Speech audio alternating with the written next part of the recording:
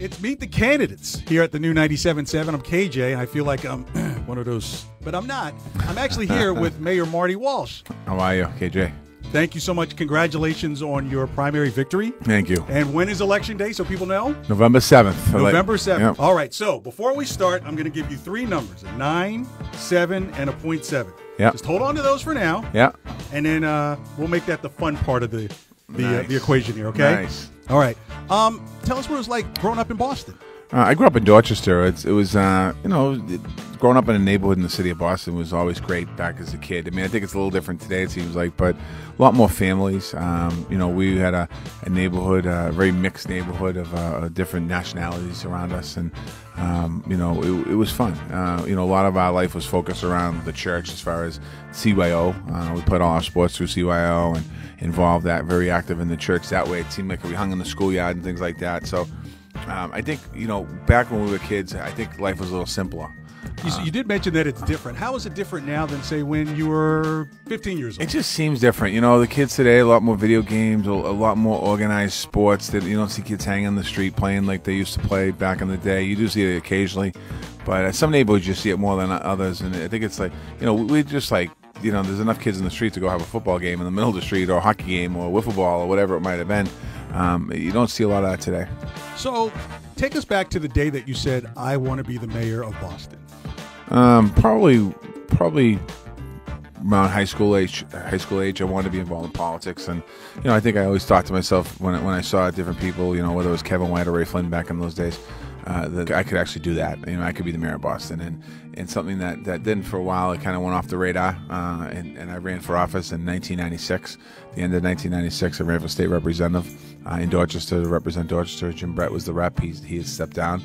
I was fortunate enough to get elected, and then that kind of got the ball rolling. And for 20 years, I've been in politics, and 16 years into it, Mayor Menino decided. I was a state rep for 16 years, working on a ton of good issues, and Mayor Menino decided he wasn't going to run again. He was clearly sick at the time. We didn't know how sick he was, but he decided not to run, and I ran for mayor of Boston. There was 12 of us, and I was fortunate enough to win. So now that you are the mayor of Boston, you're running again. Yep.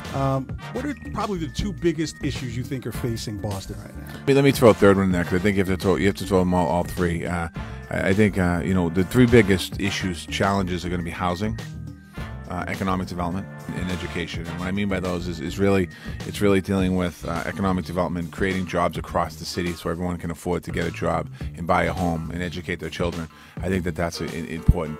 I think income inequality is a big issue in the city of Boston. I mean, when you look at the average household of a white family is in the ballpark of net worth is about $200,000+, and the average net worth of a black family is $7. That's just not. This is a nationwide issue. This is not because of policies in Boston. It's really because of policies and oppression in a lot of ways in Washington, D.C. and what's happened over generational different administrations. So we have to really work on those issues. And the way you work on those issues is by helping people build wealth, by bringing jobs and opportunity to a community. When you build that wealth, you can buy a home. Then if you buy a home and you build that wealth, you can also help with education. So I think that those are kind of the three big issues that we're focused on every single day, but in the next few years as well, to continue the growth of our city. All right, ready for the fun part of the interview? Let's do it. All right, which number you want to hand over first? The 9, the 7, or the .7? I'll do 9. The mayor selects number 9. Who is your go-to R&B artist for you to unwind to? Oh, I don't know. That's how we were thinking about that earlier. We were talking, who would it be? There's so many. I mean, Donna Summer's a Dorchester girl. Yeah, there you go. She grew up on Pleasant Street. I grew up on Taft. Taft is off of Pleasant. Right. I think Marvin Gaye. Okay. Is somebody else I would talk about. Maybe a little Barry White. There you go. Okay. And I'm going to throw Michael Bivins in there just because he's from Boston. There you go. Good politician. All right, you got the 7 or the .7? What are you sending over? The .7. Whoa, the .7, huh? All right, when you get your coffee, what kind of donut goes with jelly? Jelly. He says it immediately. Yeah. Any particular lemon or just straight jelly? Straight jelly. Straight jelly. Straight All jelly. right, and your number 7 for the final question. All right, who's your favorite Boston sports hero, and what qualities in them do you see in yourself? Give me a sport. Baseball.